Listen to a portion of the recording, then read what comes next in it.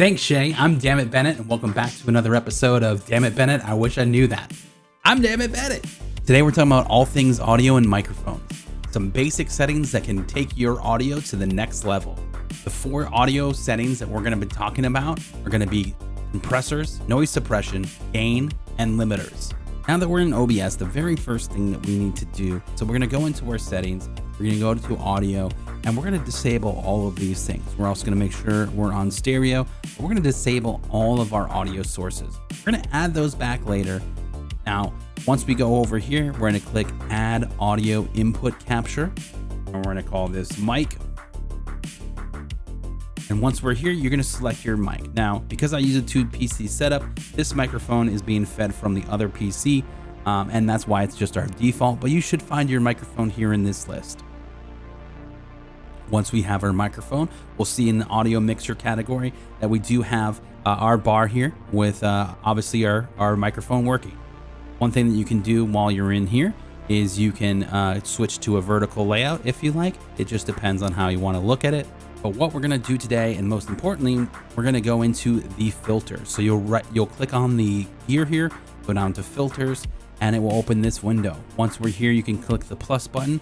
And the first thing that we are going to add is our compressor. Go ahead and hit OK. And right out the box, these settings are actually perfect for most microphones. Depending upon what you're using, you can tweak here and there. But this is a really good starting point when it comes to compressors. Now, using a compressor is great because it's going to even out your audio waves. The next thing that we're going to add is our noise suppression.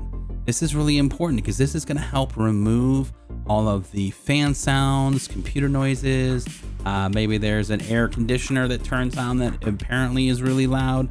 There is another noise suppression that you could use, which is the noise gate. I would only really recommend this if you are in a public space where you're streaming and there's people going by, maybe a TV playing in the background, something else. These settings can get obviously a little bit more in depth, so we're not going to use them. We're going to start with that noise suppression because that's going to take care of all of the fan noise in this room. Now, with the noise suppression, there are 2 different methods that you can use. This is up to you. Obviously, one with a lower CPU usage may be better for your computer. It just depends on what you're looking to do. The next filter that we're going to add is going to be our gain filter. This is a super important one. The range that you want your microphone to be in is right around this -10 to -5 decibels. This is the sweet spot. A lot of people think that when it goes into the red that's bad, that's actually peaking. When a microphone peaks, it actually turns the entire line here red. That obviously is bad. We don't want that. But what we can do here is we can make up some of that gain digitally to push our microphone into the area that we want. So we're going to put about 5 decibels of gain in here. This is, again, dependent upon your microphone.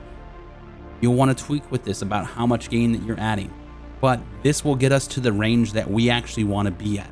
Now, remember that we added 5 decibels of gain here because in this next filter, we're going to go hit the plus button and we're going to add a limiter. The limiter is really important. This is going to protect your listeners from you peaking in their ears and destroying their eardrums. Very important. So right now the default is at 6. We're just going to drop that back down to about 5 since that's what we added. That's a great starting platform for everything.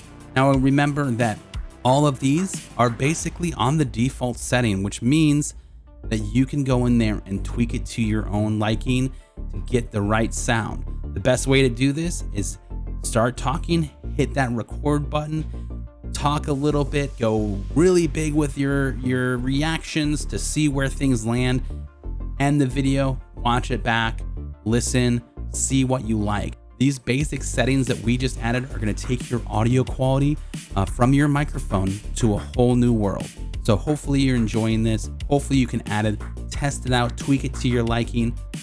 Now, the other great news here is that you can then add your microphone that you just created along with all of the effects and filters that you have on it by going to another audio input capture in another source and scene And there it is, add existing, click the microphone, and you're there. It also already has all of your filters, nothing has changed.